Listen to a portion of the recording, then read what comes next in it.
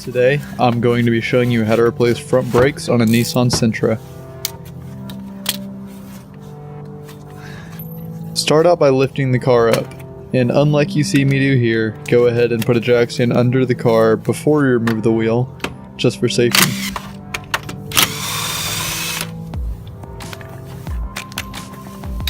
Once you remove the wheel, you'll be able to see the two caliper slide pin bolts.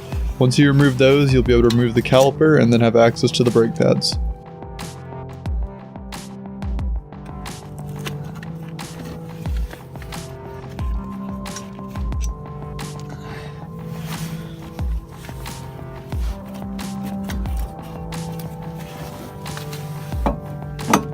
With the caliper out of the way, just grab the brake pads and remove them.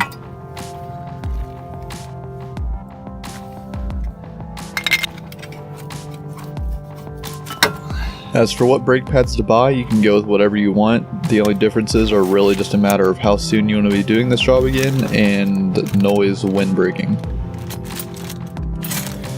Next, you'll need to remove the anti-rattle clips from the caliper. Do this in the most delicate way possible.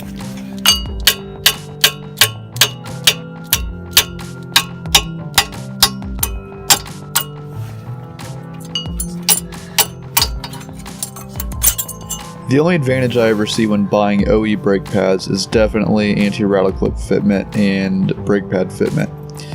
This brand came with two different types of anti-rattle clips. I'm guessing one is for the rear and one is for the front, but I obviously want the ones that look the most similar.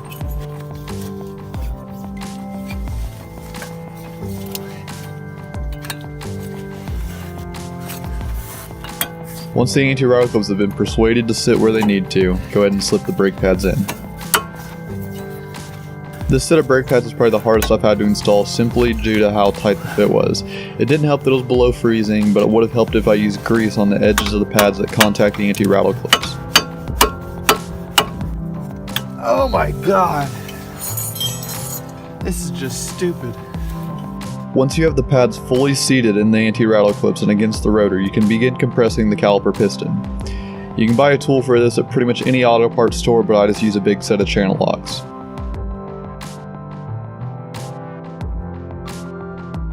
You will note the caliper piston is fully compressed when you can slip it over the brake pads.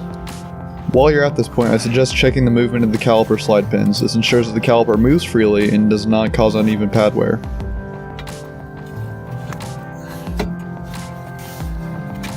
Once the caliper is in place, you can put the bolts back in and begin tightening them.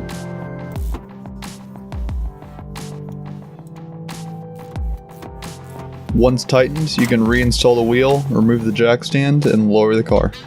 Before attempting to move the car, be sure to pump the brake pedal a few times to ensure that the piston is fully seated against the pads. Hey, I would like to thank you guys for watching. If this video helped you out, let me know by leaving a like. If not, go ahead and leave a comment and let me know what you guys think and what I could have done better. And if you have any questions, feel free to ask them in the comments. I'm glad to help. I try to help out as much as possible. Just most of all, let me know what you guys think. And thanks for watching.